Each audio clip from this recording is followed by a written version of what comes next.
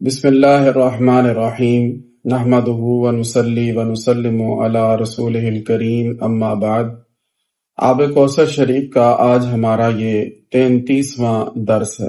احباب ذی وقار، پچھلے دروس میں سلف صالحین کی رسول مکرم صلی اللہ تعالی علیہ وآلہ وسلم سے محبت اور درود پاک کی کثرت کے احوال آپ نے سنے، اور نبی رحمت صلی اللہ تعالی علیہ وآلہ وسلم نے ان پر جو کرم نوازی فرمائی، یہ بھی ہمارے اسلاف کی سیرت کا ایک نہایت درخشاں باب ہے۔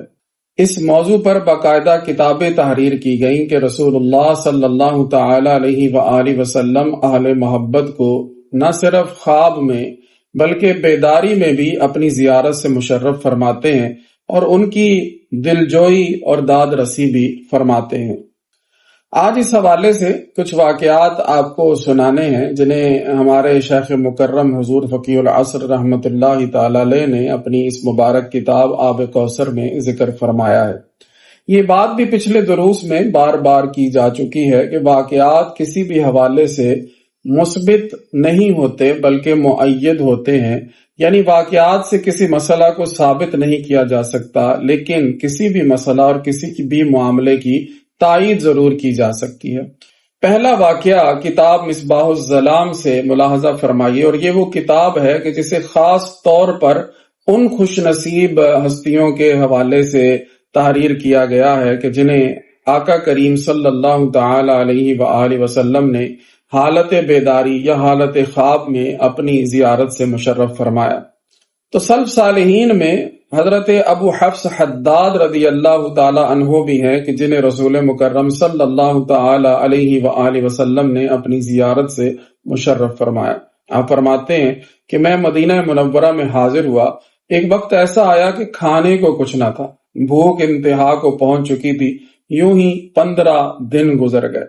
جب میں زیادہ ہی نڈھال ہو گیا تو میں نے اپنا پیٹ روضہ اقدس کے ساتھ لگا دیا اور کثرت سے درود پاک پڑھا اور عرض کی، یا رسول اللہ صلی اللہ علیہ وسلم، اپنے مہمان کو کچھ کھلائیے، بھوک نے نڈال کر دیا ہے۔ وہیں پر اللہ تعالیٰ نے مجھ پر نیند غالب کر دی اور سرکار دو عالم صلی اللہ تعالی علیہ وآلہ وسلم کی زیارت سے مشرف ہوا۔ دیکھا کہ سیدنا صدیق اکبر حضور علیہ الصلوۃ والسلام کی دائیں جانب ہیں، اور فاروق اعظم رضی اللہ تعالی عنہ آپ کی بائیں جانب ہیں، اور حیدر کرار رضی اللہ تعالی عنہ آپ کے سامنے ہیں۔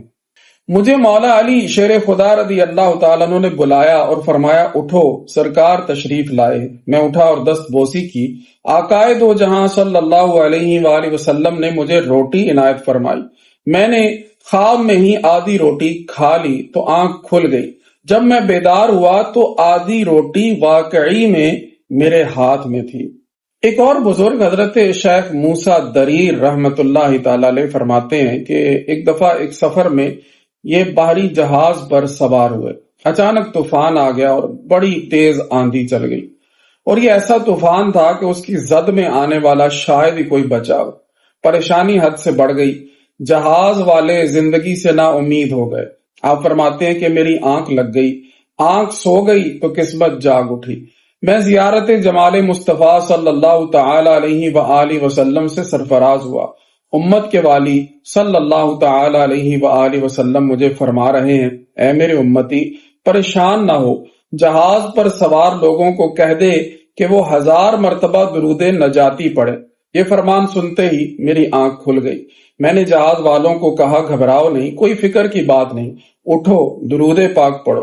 ہم نے ابھی 300 بار ہی پڑھا تھا کہ ہوا تھم گئی، طوفان ختم ہو گیا، اور ہم درود پاک کی برکت سے صحیح سلامت منزل مقصود پر پہنچ گئے۔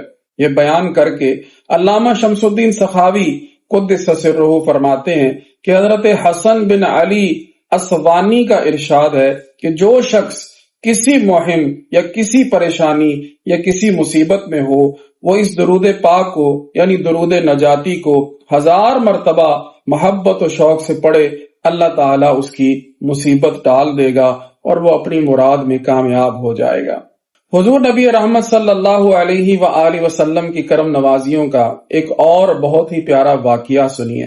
محمد بن فاتق بیان کرتے ہیں کہ ہم شیخ القراء ابو بکر بن مجاہد رضی اللہ تعالیٰ عنہ کے پاس پڑھا کرتے تھے۔ ایک دن ایک شخص آیا جس نے پھٹی پرانی پگڑی باندھ رکھی تھی اور لباس بھی اس کا پھٹا پرانا تھا۔ ہمارے استاد اٹھے اور اسے اپنی جگہ پر بٹھا کر خیریت پوچھی۔ اس آنے والے نے عرض کی، آج میرے گھر بیٹا پیدا ہوا ہے اور گھر والے مجھ سے گھی وغیرہ کا مطالبہ کرتے ہیں جبکہ میرے پاس کچھ نہیں ہے۔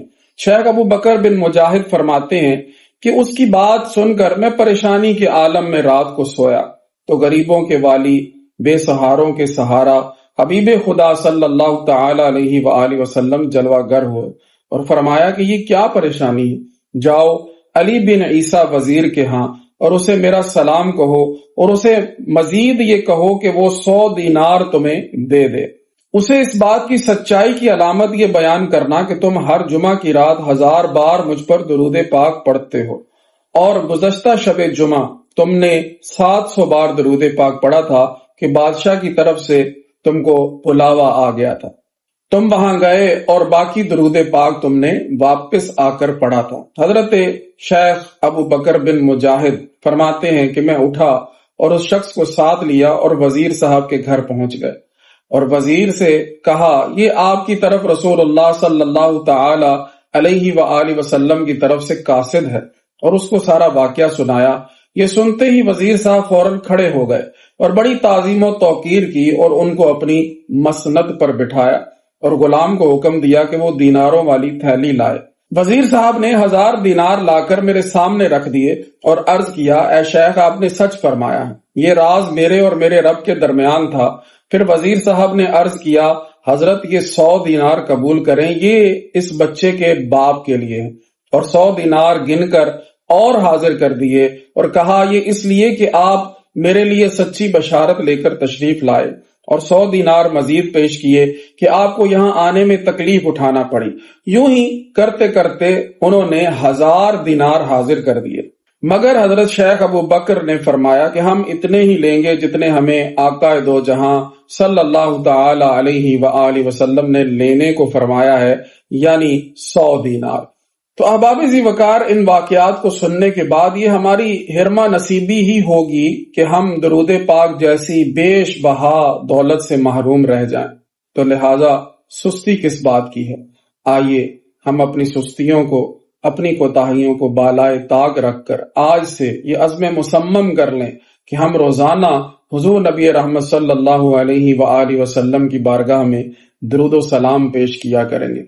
نہ صرف درود و سلام پیش کرنا ہے بلکہ اس میں کثرت اور مواظبت بھی رکھنی ہے، ہمیشگی بھی رکھنی ہے۔ اگر ہم نے اس سلسلے کو اپنا لیا تو یقین کیجئے بڑے انہونے معاملات حل ہوتے ہوئے نظر آتے جائیں گے۔ اللہ کریم ہم سب کو درود پاک کی محبت نصیب فرمائے۔ وآخر دعوانا الحمد للہ رب العالمین۔